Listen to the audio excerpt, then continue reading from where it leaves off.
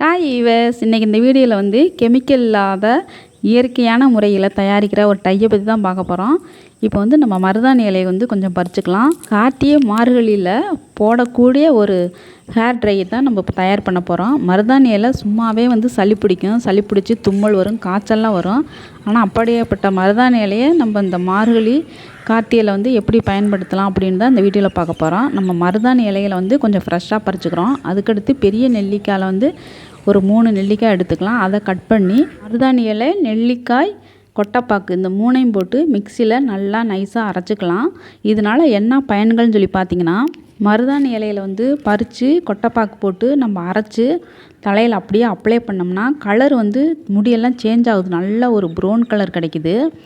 ஆனால் அதை விரும்பாமல் கருப்பு கலர் தான் வேணும் அப்படின்னா அதுக்கு ஒரு ஆகணும். நம்ம இப்போ வந்து அவிரி இலை கிடச்சின்னா அவிரி இலை சேர்த்தலான்னு சொல்லி தான் நம்ம பக்கத்தில் இருக்கிற சோளத்தட்டைக்குள்ளெல்லாம் போய் பார்த்தோம்.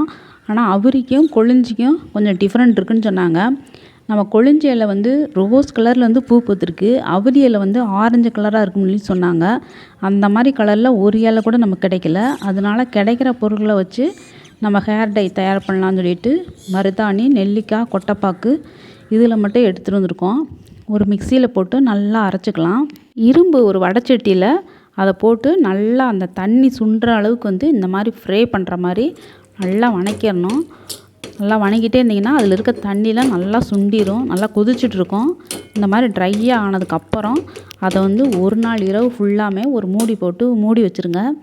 அடுத்த நாள் காலையில் எடுத்து பார்த்திங்கன்னா நல்லா கருப்பு கலரில் இருக்கும். அதை வந்து நம்ம தலையில் ஃபுல்லாக லைன் பை லைனாக அப்ளை பண்ணிடுங்க. அப்ளை பண்ணிட்டு 1 மணி நேரம் வச்சுட்டு நம்ம தலையை வந்து நல்லா அலசிடலாம். இதனால் என்ன பயன்கள் சொல்லி பார்த்திங்கன்னா, அப்ளை பண்ணுறதுக்கு முன்னாடி நம்ம ஹேரில் வந்து எண்ணெய் பசை இல்லாமல் இருக்கணும். அப்போ தான் வந்து இந்த ஹேர் டை வந்து நல்லா பிடிக்கும். ஆனால் ஃபஸ்ட்டு வந்து மருதாணி கலராக சேஞ்ச் ஆகும். அப்புறம் எண்ணெய் தேய்க்க தேய்க்க அது வந்து ஒரு கருமையான நிறத்தில் வந்து சூப்பராக வருது.